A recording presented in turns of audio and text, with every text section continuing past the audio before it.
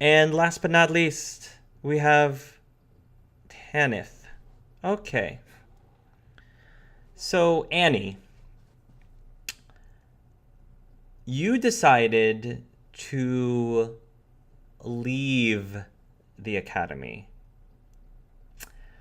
What exactly do you do immediately after you leave the academy? Just out of curiosity. First, are her friends with her?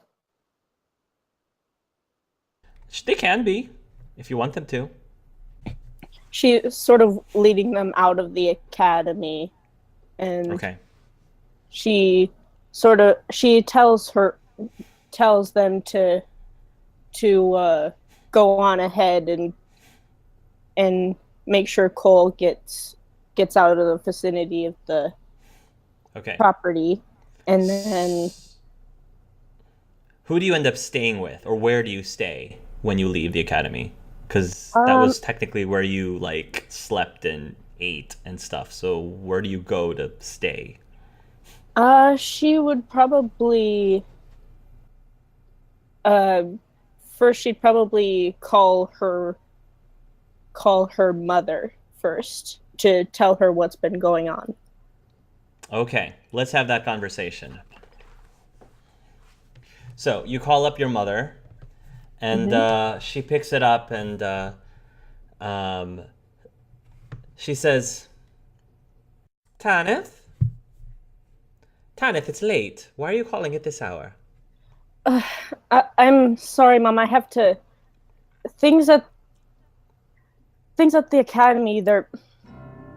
It's bad. It's They've been hurting the Pokemon and they've been injecting them with something I don't know. I just Hurting Pokemon? Oh, Tanith, this better be some sort of a joke.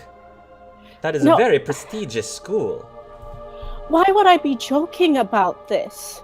There, I've seen bruises and prick marks in Cole, and Now, I didn't know now, what to do. I just Tanith, left. It calm down. We all know, you and I, that you can get very overdramatic at times, and sometimes you have a tendency to exaggerate a bit. So, what exactly did you see? What exactly did you okay. notice? So just brought back Cole and the other and my friend's other Pokemon from and for a training session, and I noticed that there were prick marks on Cole's arms, and he was foaming at the mouth and just shaking like some sort of rabid wild Pokemon. But I just was it was scary, Mom. It Did it's you follow the procedures exactly the way that you were supposed to? You were talking about the serum you mentioned, correct? Yeah, I did everything the nurses told me to, and it was just I Well, don't know what. Sanith, I was told about such a serum. It's something that's supposed to help enhance the Pokemon's performance, and from what I understand, there might be a few minor side effects. So, are you Minor. sure that you're. Yes? Are you sure that you're not just overreacting? What I saw didn't look very minor. He he he scratch he was scratching at me and just and he I I think he broke my one of my wrists. He I just I just don't know what to do, Mom. That's very strange. That doesn't sound like the academy that's they've talking about in the pamphlets or the brochures. I I I don't know about all this sciencey stuff and how all that stuff works. I just know that I couldn't recognize him anymore. I just just just Well, I- maybe your Pokemon is defective. Well, I'm gonna go ahead and contact them and get a Defective? replacement for you. Defective. That's a living being you're talking about. Tanith, are That you raising your voice to your own mother? You do, are you speaking to me in the disrespectful way, Tanith Kearney? Is that what we're doing here? I'm just I'm just scared, Mommy. I'm scared. Well, it won't do for you to be scared. I didn't raise a coward. I raise all of my children to be strong, powerful women. So, don't let me catch you with any weaknesses, Tanith. It doesn't do you any good, especially for your image. Of course. I don't know it's getting to me. It's just I haven't seen anything like this. Well, like I said, if you feel a little over your head, Mommy will fix it for you. I can make a few phone calls and we can try to get you a new Pokemon. And we can get your current Pokemon the help that it needs. It's not the Pokemon that's the problem. It's the serum. It's what they're doing. Tanith, it sounds like you're just pointing fingers at people. Are you blaming the Academy? Are you saying that they're doing something wrong? All I know is that I give my Pokemon to the nurses, and when he comes back, he's bruised and pricked and prodded, and it's just I can't take it anymore. That's just part of the procedure. That's part of the procedure, Tanith. You just have to follow whatever that the protocol is. You learn. What if the protocol hurts people? She says, I wouldn't necessarily consider Pokemon people. I mean, come on, Tanith. Come on. Are you actually saying that your life isn't more valuable than a Pokemon's?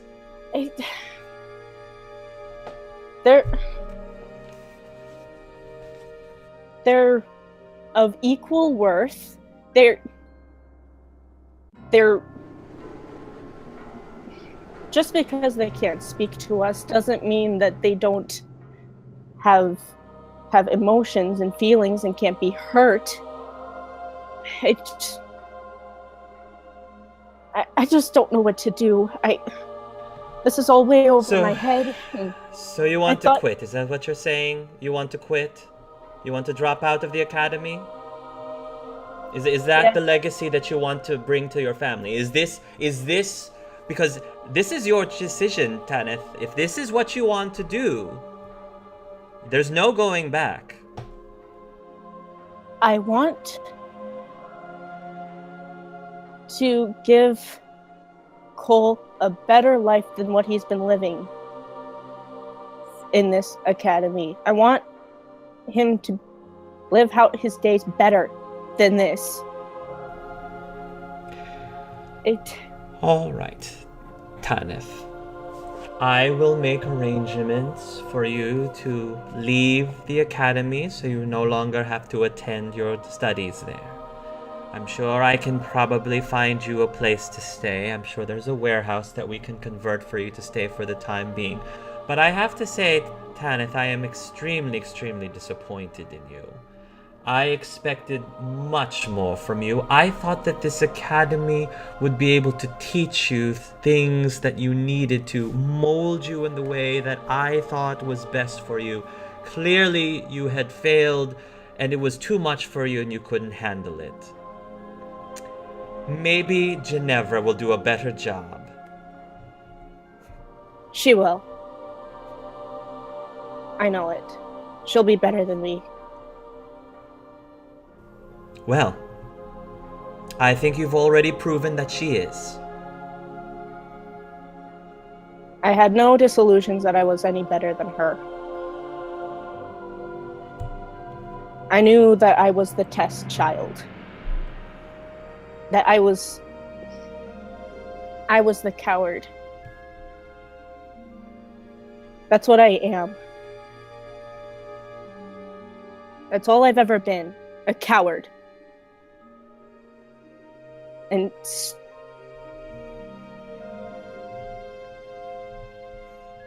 The first step is admission and recognizing it. So I'm glad that you've realized it. I just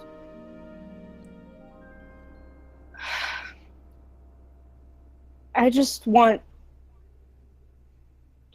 I'm no good at anything that I'm supposed to be good at.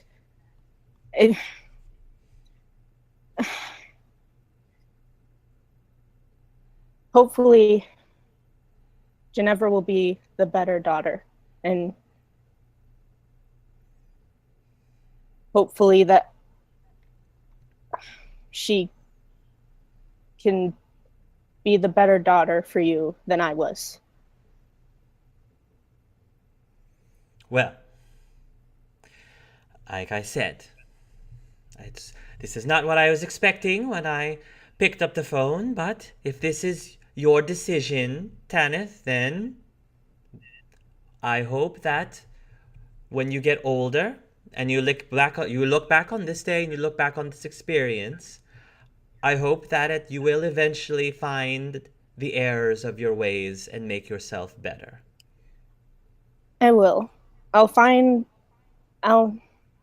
and make a good living for myself, maybe as an artist or something. Just something that I know that I'm good at. As an artist?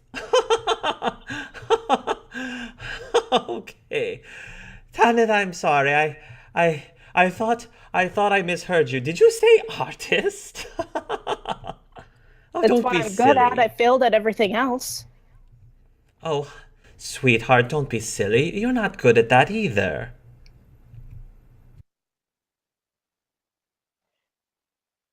As you say, Mother. As you say. Well, Tanith, I will go ahead and make the arrangements. Right now, though, I have other things that I need to attend to, so I will let you know about where to place your things, and we can talk about this later. Next time, though, when I hear from you, I expect more pleasant things for us to discuss, all right? Yeah, hopefully it will be more pleasant, yes. All right. Be a good girl. I will. Thank you, Mom. And she hangs up. She'll hang up too. Oh my god! Ugh. I hate that. Oh, I hate that. Everyone hates you. I feel like I have to take a shower every time I'm playing Vivienne. Oh my god, she's a horrible woman. My heart. Are you okay? Heart. Everyone's okay? Yeah. So Okay. rude. Oh my god, that Not woman. rude. Can't stand Oh her. boy. Okay. I think we painted a pretty good picture of how messed up your family is. Oh god. You okay? You okay? All right, take a deep breath. I'm All right. okay. Good role play. You guys did amazing role playing. That's amazing scenes. I'm Thank so you. excited for our session. We have one more round of origin stories left. And then after that, we can have a mini vlog and talk about it, because I'm sure there's a lot to talk about today, even though you guys haven't got a chance to interact with each other, which I'm really excited to see you all together finally. One more time, everybody roll initiative. Moxie. This scene actually happens a few years before the scene with Madison. Okay. So we're sort of flip-flopping it a little bit. So Madison was more recent. This happened a few years before that. So this takes place in-game approximately 3 years ago, give or take. 3 years ago, roughly. So you're not with the company, but you're with the band, I guess.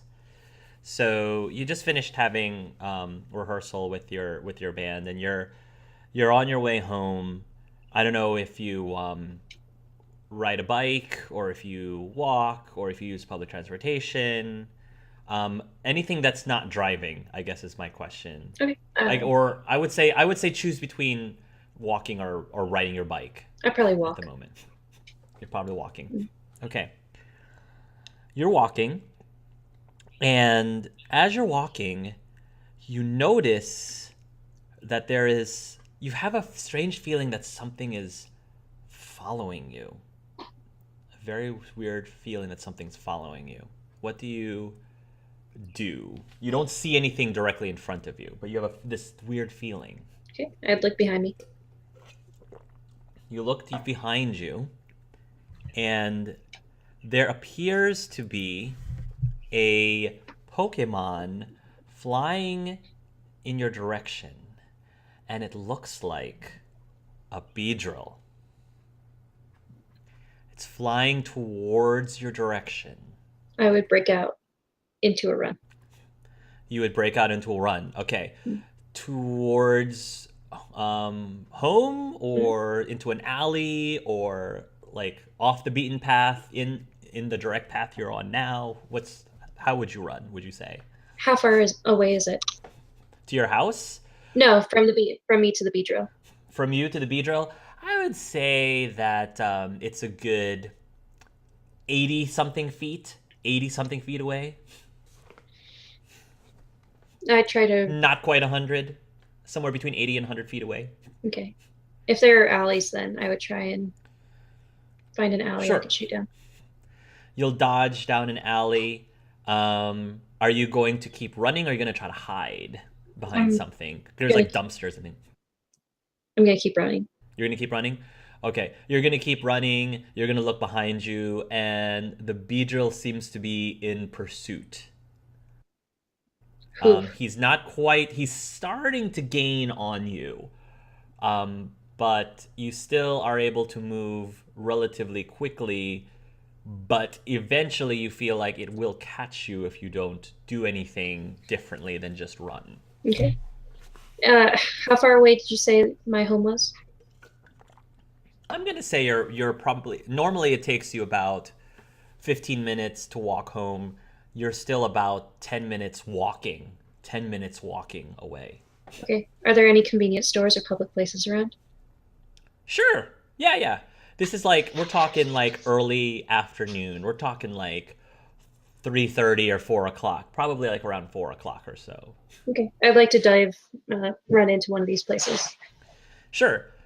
You can dive into one of these places. And now, do you do it in such a way that you like, slam the door behind you, or do you try to not make a scene? I would try not to make a scene. Okay. So basically you're running, the adrenaline's pumping, and then you see the door, and then you open it up, and you're like, trying to... And then I guess in your attempt to try to not make a scene, like, because you're trying to shift between running for your life and then all of a sudden getting into, I'm just a normal customer, that all these people are like staring at you now because it's such a different shift. And they're just watching you. What do you do? How do you react when all these people are staring at you awkwardly? I would walk quickly to the back of the store. All right. Whatever it is. You would walk quickly to the back of the store, and you eventually will see the Beedrill flying to the doorway of the store, and the Beedrill is hovering around, and several of the customers notice it, and they're pointing at it. It looks like one of the managers of the store, and goes up to the Beedrill and saying, "Shoo, go away! You're scaring the customers." And the Beedrill seems to be hovering around, still like frantically trying to look through the store, and finally the manager takes a broom and he starts swinging it towards the Beedrill, and he's defiantly saying, "You need to leave! Shoo!" The Beedrill, maybe to your surprise, eventually obeys and then flies off. Cool. Odd. I would wait. All right, yeah, you're gonna wait. How long would you wait? Would you say? Let's say 5-10 minutes before I tentatively try and look out the door. You wait 5 or 10 minutes, and nothing happens. You don't see any sign or hear any sign of the Beedrill. So if you want to go home try going home, then you may. Yeah, I'll do that. All right. You're cutting through the neighborhoods, You don't see the beadrill anywhere or any sign of it. And you see the weirdest thing off the corner of your eye. It's not a Pokemon, but you see some individual shadily, this is kind of sketchily sneaking out the window of a house. It's like some house nearby, some figure, you can't tell if it's a man or woman. It's clearly a human, but it is sneaking out of the window. What do you do? Just like passing by a house, this person's coming out of a window. Yeah, you're just passing by a house, you notice this person coming out of the window. The person doesn't notice you and is running off, starting to run off. I don't know what you'll do at that point. I go, hey! You yell out. The person does not respond. It's almost as if the person doesn't hear you. And the person starts to rollerblade their way away from you. And moving at a very fast speed. I don't know what you do. They're on rollerblades and you're on foot. So I don't know if you're even going to bother chasing. No. You're not going to bother. All right. So the person with rollerblades is going to run off. Now, the person with rollerblades is actually like running off in the direction, like using the same route that you would take to go home. But at some point, the person is going to like disappear from view. So you're basically like walking home. You're actually kind of, at least at that moment, you're following the same path that the person rollerblading was using. And you see on the ground in the path, it looks like a small package on the ground by your feet. If you look at it, the package is a wrapped up bag that has the Buzzy Bee symbol on it, logo on it. Oh. Okay. I guess I should return this Okay. at some point. All right. So you pick it up? Yeah. Do you examine the pack? You open the package at all, or you leave it? You leave it shut. You leave it closed. I'd look inside it. I'm curious. All right. You look inside it, and it is a moist looking honey cake. Smells so good too. Moist honey cake. Does it look like it was dropped by the person that just rollerbladed? Possibly. You can't really tell how long ago it's been there. You can't tell, but Okay. it's possible. I guess I would go back to that house and leave the box next to the door. Sure, you'll go And I back to go the house. Yeah, you'll go back to the house and leave the box to the door. Then you'll go home. Nothing really eventful happens for the rest of the day. But and you don't really think much about what was going on. You almost have forgotten about the beadrill. But the next afternoon, maybe you're watching the news, or maybe the news, comes on, and you notice that there is one of the reporters is reporting on the recent death of a well-known doctor in the area, Dr. Pine. And, the coverage is showing about how Dr. Pine died from some sort of like exposure, like some sort of radiation exposure. Very tragic. And they're showing clips of the Pine's house. And to your shock, the house of Dr. Pine was the same house that the individual was sneaking out through the back. You're positive that's the exact same house that you saw just the day before, with someone sneaking out of it. And he died of exposure? Radiation exposure, apparently. Yeah, very tragic. I don't know if you think much of it, but It doesn't seem like the two events were correlating, so. yeah. So just maybe something to keep in the back of your head for a rainy day. Meanwhile, Charlie. This takes place, we're going to say 3 or 4 years ago. This takes place about 3 or 4 years ago. And you currently I know that you normally work in Alola. You're from Alolan. But we're going to say that sometimes you visit some of the other shops too. So just because, it's good for the business.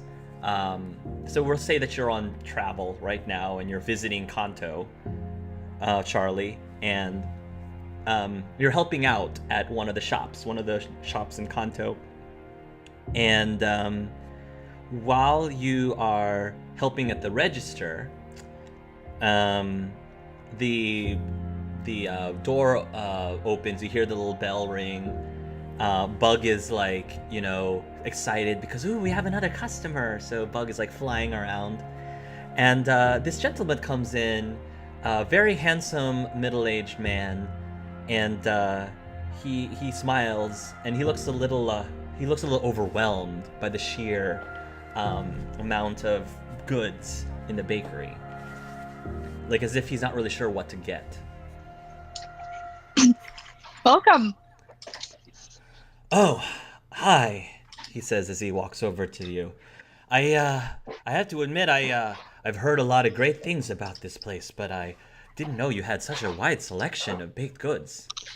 Well, thank you. We do our best to bring something to every new customer.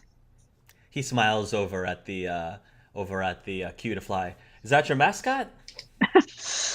Well, usually our mascot is a Combi, but well,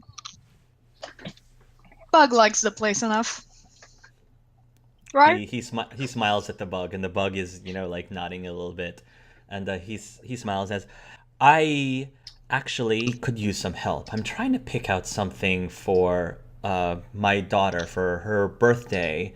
What kind of cakes do you guys specialize in here? Well, I myself am a cake decorator, and I specialize in a lot of Pokemon-shaped cakes, Slurpuffs, and the such. Do you think that you might be able to decorate one of the fox Pokemon into a cake? Of course. I think she probably would appreciate a Vulpix. I'll try my best. He will smile a bit, and he will say, "What kind of base cake would you recommend? Do you do chocolate, strawberry?" I think she tends to like more of the chocolate variety of things. But what kind of chocolate do you guys? And because there's out of character, there's tons like Forest, German, the different types of chocolate cakes. So what would you recommend to this man? Well, we do have a good variety of Kalos chocolate, which is said to be quite quality. Okay. Quite good quality, and what kind of frosting do you normally use with that type of cake? well, we usually, since our name is Buzzy Bee, we mostly try to use honey sugar frosting. That sounds fantastic. Do you guys deliver? I'll manage. He says, that's great. If you could deliver this to the address here, and he's writing it down, tomorrow afternoon, that'd be fantastic. And it's a birthday cake for my daughter, like I said. Her name is Cassie. I'll remember that. Do you want me to write it on the cake? Yes, please. Thank you. You've been very helpful, Mr. Charlie. Thank you, Charlie, he says as he holds out his hand. Nice to meet you. I shake his hand. Nathaniel Pine. It's good to meet you. Fast forward a few years later. This is a year ago. A year ago, you are in you're in Alola. You are in Alola, and you are in your own bakery there, and the busy bee, and the door opens again and rings, and there's a couple that comes in, a nice looking couple. It's a nice, a relatively elderly man and woman, And the woman, again, herself looks very overwhelmed by all of the cakes. And the husband is looking around, smelling the place. Oh, this smells great. And they have, it looks like backpacks and a suitcase with them. So it looks like this couple, maybe this isn't unusual because there's a lot of tourists that come through Alola. So maybe they're just one of the tourists. And the lady sees you, Charlie, and she gives you a warm smile and she says, "Hello, young man. We were wondering if you could give some recommendations for us for maybe some treats that aren't too sweet. We can't really take too much sugar, my husband and I, but isn't too sweet, but is packed with a lot of energy." We do have a lot of variety of scones. Scones would be great for the trip. Yes, scones would be fantastic for the trip. She says, we'll have a dozen scones. That should definitely keep us full." Of course. She smiles a bit, and her husband turns and says, do you mind also if we hung up a few signs or hung up a flyer here?" The gentleman asks. I don't mind at all. Well, my wife and I, we actually have been traveling all around the world because we're looking for our missing daughter. We were wondering if maybe you could be willing to let us hang up this flyer, and he's holding up a flyer that says, "Molly Moon, have you seen me?" Of course. It kind of hits Charlie because it kind of hits close to home since he remembers pretty much everything that happened around his brother, so... Yeah. When he's handing you the flyer, the woman, like you see her, drying her eyes a little bit. She's getting a little misty-eyed, but she doesn't break down crying, but she gets a little misty-eyed and tries to dry her eyes a little bit. And she says, have you happened to see this girl before? This was taken several years ago, but we're still looking. We haven't given up looking. I'm afraid I haven't seen her around, but if I do, I'll give you a call. She gives you another smile and says, "Thank you. Here's the money for the scones. Do keep the change." Thank you. And then they will take the scones and they will be off on their merry little way. Steven, you find yourself going through some sort of lab, some sort of office of some sort. You're not really sure. You're very confused. You have no idea how you got there. You have no idea why you're there. All you know is that you're just rummaging through some papers. There's a lot of notes that you don't even recognize, that you don't even see. And then you find a document of some sort, and you're thinking to yourself, aha, this is it. And you see yourself taking out a smartphone, and you start taking a picture of the document. Then you flip it over, because there's multiple pages. You take another picture of the document, flip it over, another picture of the document. It starts to get a little bit fuzzy, because it cuts between you taking snapshots of this document to you hearing some sort of struggle, as if you're fighting with somebody. You're not really sure if somebody's like grappling you or if you're grappling them. It's really confusing, and it shifts back between snapping photos and you grappling with someone. And the last thing that you see is the face of this relatively handsome middle-aged man in some sort of like a suit of some sort, and you see yourself, this is first person view, stabbing the man in the shoulder, and it's like an injector, and you can see your hand pushing down on the injector and injecting whoever this is.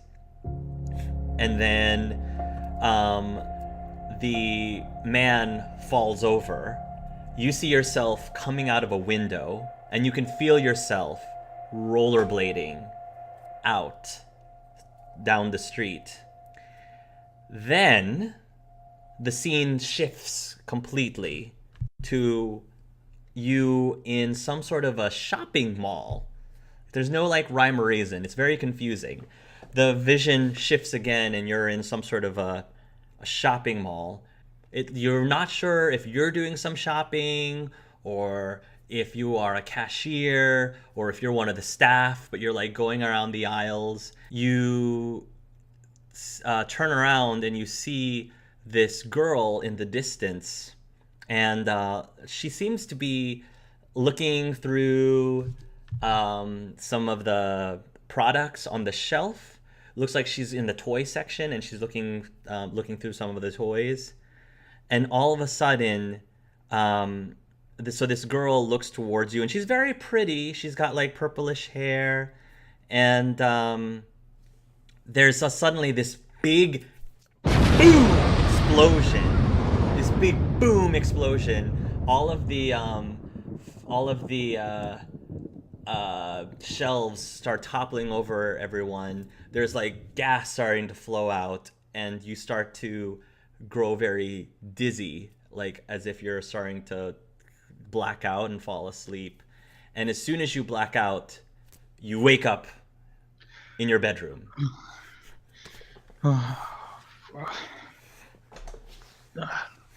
That was a new one. Okay.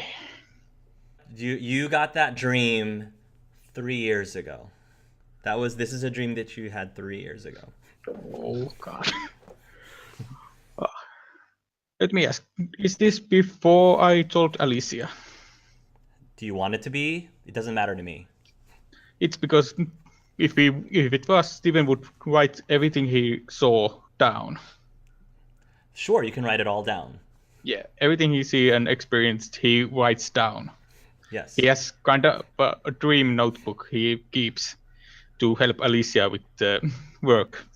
Okay. Remember all the dreams that... Yes. Who knows, that might be important later. Maybe. Yeah. Maybe. I was already planning to always write those down. Last but not least, Annie, you are at your tattoo parlor. So you're at your tattoo parlor, you just finished working with a customer, the door opens, and this mousy woman comes in. She's a little soft-spoken, and she says, excuse me, can somebody help me? Sure, what do you need, miss? Hi, I was wondering if you would be able to help me with a tattoo I was interested in getting. I would say down in... She looks down. I would say by my ankle over here. Oh, okay. What does the ankle look like? It has any like scar tissue or No. anything that would... No. I would say no. Alright. So she kind of looks at the ankle and she says, well, it depends. Do you want it all the way around the ankle? Do you want it larger, smaller, or... Oh, no, it's... What would you like? I can show you an image of what I'm looking for, and she shows you a photograph of the tattoo she wants, and it looks like that on Roll20. Probably doesn't mean anything to you, but... No. She kind of looks at it a little bit sideways, kind of like turns it around a little bit, kind of like, I'm not the best with letters. I might refer you to another person that's a bit more specialized in letter work. Oh, okay. Let's see. Colleagues on busy or anything, or working with any other people at the moment? There might be they actually are a bit busy. Yeah, they seem to be busy. Okay. Well, Well, if you want, I guess I can come back, but I was hoping to maybe get it done today if possible. oh, okay.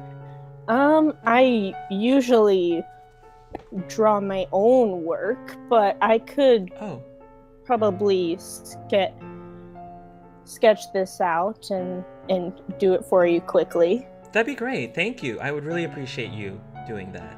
Thank you. All right. So she sort of transfers the symbol onto the paper, and while she's doing that, she kind of asks, "So, why do you want to get it? I mean, you don't have to have a reason to get it, but is there any?" Oh, she says it's actually a symbol that's very important to me and some of my other friends. I was supposed to, find a nice parlor that we could get some of this done. It's a whole group of us. I was hoping that if things work out well here, you might get a few more customers after that. Oh, that'd be great. It's always good to get more business. Yes. And by this time, she's sort of done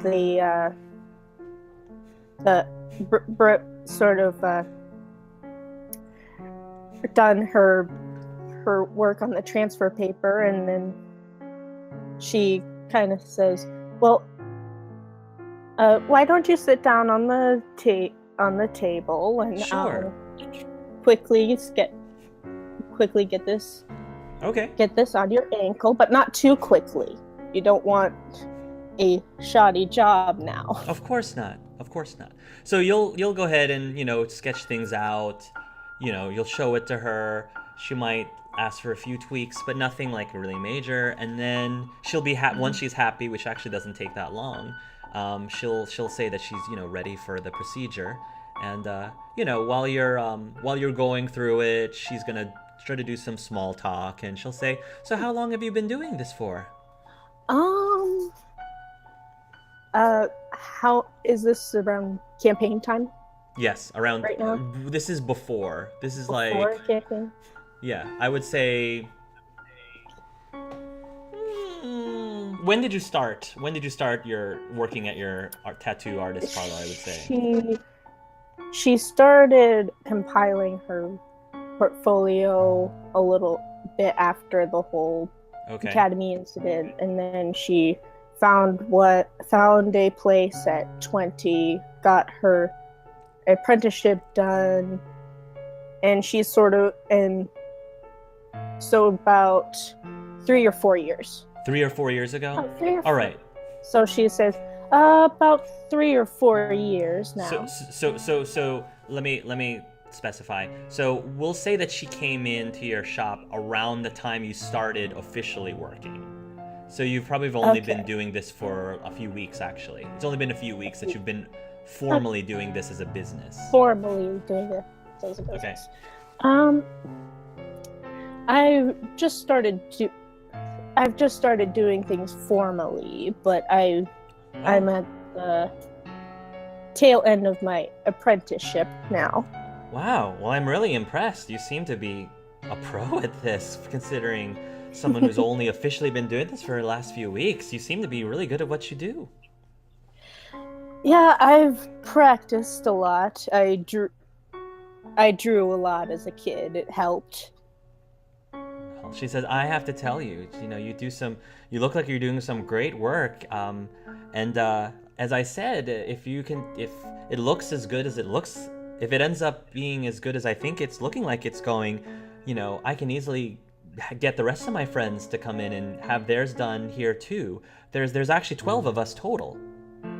Oh, well, I'll have to save this design then and put it onto one of my flash sheets. Maybe do a couple more tweaks to it, just pizzazz, She smiles. What was your name again? Anne Curdy. Oh. Oh, the Kearneys. As in Governor Vivian Kearney? yes. Oh, I know Yeah. her.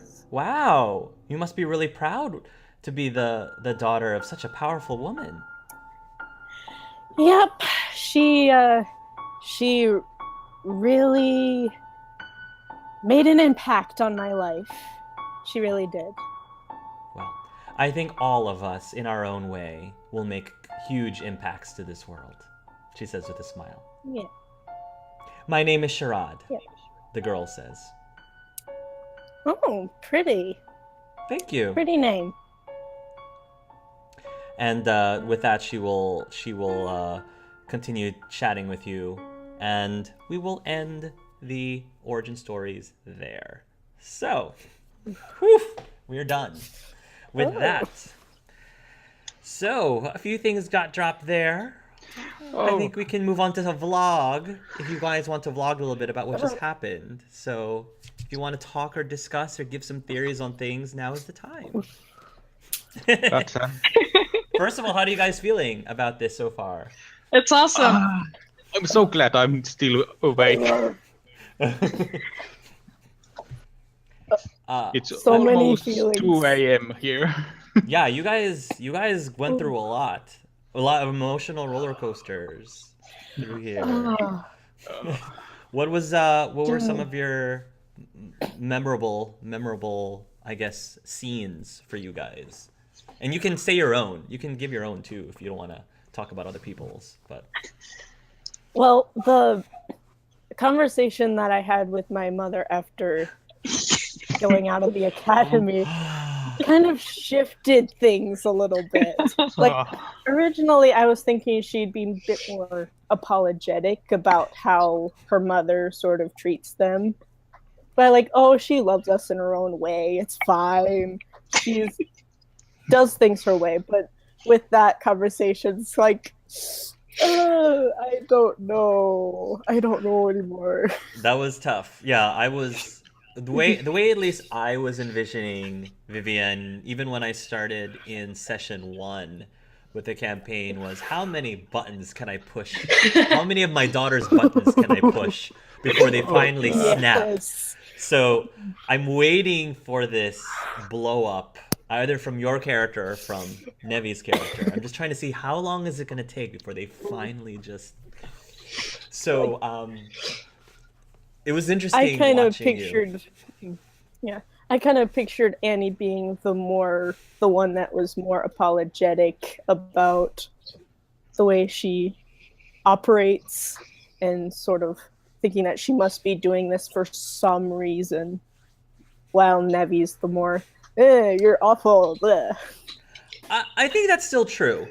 I think in the grand scheme of things, Annie's more submissive than Nevi is. I think Nevi is more rebellious, but only to a certain point, because she tries to be smart about her rebelliousness. And I don't know if she's gonna end up being the perfect daughter at the end of this campaign. We're gonna see. So Annie definitely sees Nevi as the perfect daughter, or at least better than her. I was wondering if her crippling self-loathing would appear in her origin stories. I guess it did. Oof.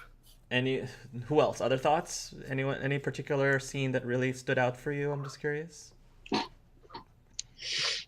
Well, the childhood scene, how Charlie actually got to know that his brother was missing. Yeah. It's a lot. Yeah. And so it was great to know that Felicity is actually your aunt. Is actually his aunt. It's fun to know. Yeah. I think that my plan moving forward is I think Carolyn is going to be more of a major character in the main campaign, because you guys haven't seen the last several sessions, but it seems like we're dealing with a lot more border stuff with the main campaign, and they might Carolyn might have a role to play in that. So we'll see. We will see. I didn't touch on her too much this session because I wanted to see how things evolved over the next several sessions, but I'm excited about that too. Like, I think when he got the call, Charlie would have been like so scared to lose another sibling. Yeah. Like, especially like, don't panic. Okay, I'm already panicking. Mm-hmm. Yeah. How about you, Faith? I think that the conversation with Maddie really helped me figure out how I want to play Moxie. I loved that back and forth between the two of you. The sibling relationship. It's interesting figuring out the sibling interactions. Like, how is that going to play out in game? Because I feel like you and I both had an idea, but until we actually dove into the role playing, we started to figure out and it actually clicked a little bit. Okay, I can see how this works out. So it was super cool, the little nuances we got out of that, because I really was trying to figure out, does Moxie really think that Madison is a screw up? You know, does Madison think that Moxie's always been this perfect child, and she was, you know, the one that the parents seem to always be disappointed in all the time, and you know, having her delve into the stuff that Moxie was dealing with, it was super fun to explore, you know, from her past and things like that. How about you, Ronick? It's, I have to say, finding out what kind of relationship Steven had with Alicia was good. It was fun to see how she and him would talk with each other. It was fun. And I was when I first heard that conversation about Molly's interest in Alicia, immediately I was like, okay, when I'm going to play, I have to ask about Alicia's relationship. Nice. It was all I was planning on talking about that. Somehow finding a way to talk about that. I have to say also, Stephen, that I was very impressed by how well you handled your very first scene, which was a funeral. Oh yeah. Like throwing you into your character when your first scene is your parents' funeral. I'm sure that was really hard, like throwing you in the deep end. Oh but, yes. But you did a great job. You did really well. I think almost all of you started out with like a traumatic experience, because we had Moxie's traumatic experience, we had Charlie's traumatic experience, we had, you know, I guess Annie's was the least traumatic, but it was building up to something super traumatic later. So yes. So Yeah. I was impressed. I was really impressed by how much you guys were really giving your all in the role playing. It was so well done. It was better than I imagined it would be. You guys were great with that. I was actually kind of disappointed that my character wasn't as mean as I thought. Oh. I mean, she seemed a bit more compassionate than in my original notes. Mm-hmm. But that might come, her mean streak might come up later. Yeah. Yeah, it's interesting when you have an idea in your head of what your character's going to be like, and then when you actually play them, how different. I mean, that's a good question. When you guys, after going through the origin stories, how different do you feel your character ended up being from what you originally pictured them? Or did your character end up being exactly the way that you envisioned them to be when you were designing them? I guess it may be because English is not my first language, so I'm kind of trying not to go on a tangent because I'm afraid I'm gonna forget words. But I'm getting the feeling that Charlie's even more shy than I thought he was going to be. Okay. Like, he's not pushing conversations. He's just... Mm-hmm. How Steven was supposed to be a little more quieter, but when he's with Alicia, it seems like he's much more open with her. And Yeah. she is one of the siblings that really cared about Steven, so it's really just showed how I really didn't see him as such talkative, and how he managed to somehow talk with some, let's just say, interesting conversations with her. Yeah, about the bond with your sister was really cool to see play out. And I love how different all of your sibling relationships are from each other, because Steven and Alicia are very different from Moxie and Madison, and both of them are very different from Annie and Nevi. So watching the differences between your three relationships was just super fun to establish. Yeah, I was kind of disappointed that there wasn't more opportunity to interact with my little sister. We kind of got a little bit of the admiration that she has for her sister, just like a teeny tiny bit. But I don't think I felt like it didn't show through enough, if that makes sense. So my response is session 1. Session 1. That's what session 1 is for. Yeah. This is more of a start. I'm just trying to get... This is as much getting my feet wet as it is your feet wet. Mm-hmm. There's things I needed to poke at just so I know how to set up session 1, and then once we get into session 1, hopefully we're going to dive into those relationships more.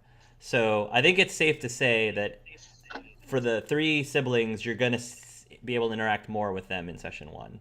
I think it would be safe to say that. Even though she hates me.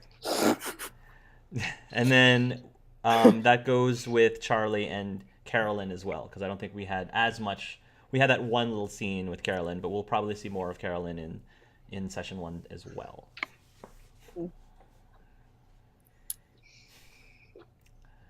Other thoughts on your role-playing today? Other thoughts on your origin stories at all today? Do you have any theories? I think there's a lot going on near the end, too. I don't know if any of you were catching any of that, or if you have any thoughts. I see things, but I don't understand them. Right? It seems like the honey cakes have something to do with everything, but there's always... Yeah. What's going on with... What do you think was the significance with Charlie in the last several scenes there? There, QB. There's something happening to the cakes.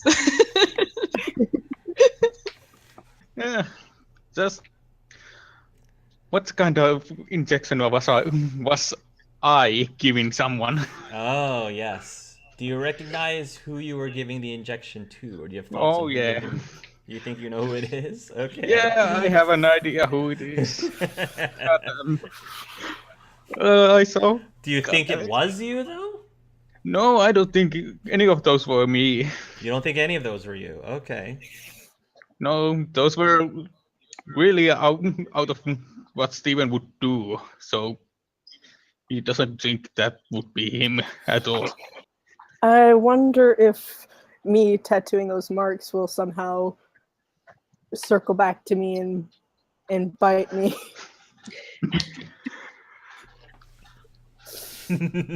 Business is business. Who knows? Business is business. Business is business. Yeah, you know, as long as you get paid, get food on the table, you know, roof over your head, just doing your job. You don't ask questions. You don't pry with your customers' business. So, No, just idle chit chat, maybe a little flirting. There you go.